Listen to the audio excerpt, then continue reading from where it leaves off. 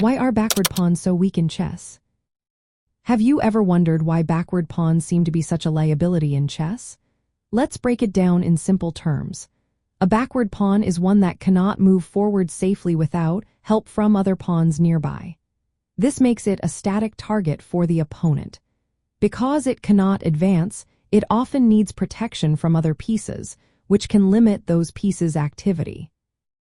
The square right in front of a backward pawn is typically controlled by the opponent. This creates a strong position for their pieces, allowing them to apply pressure on the backward pawn. Since the pawn cannot move, it becomes a fixed weakness that the opponent can attack repeatedly. Defending a backward pawn can tie down your pieces. Instead of being free to attack or control other areas of the board, your pieces are stuck protecting that pawn. This situation often forces the player with the backward pawn into a passive role.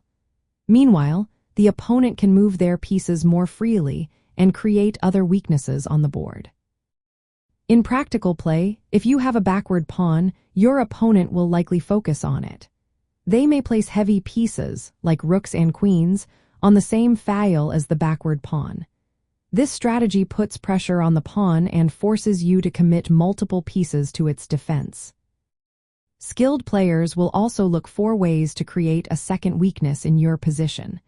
This can overwhelm your ability to defend both weaknesses effectively. From a pawn structure perspective, backward pawns are less mobile than connected pawns. They lack the support needed to advance, making them more vulnerable. In both the middle game and endgame, backward pawns can be a liability. Understanding how to exploit them and how to avoid creating them is essential for strategic play. So next time you are in a game, keep an eye on your pawn structure. Avoid creating backward pawns, and if your opponent has one, look for ways to put pressure on it.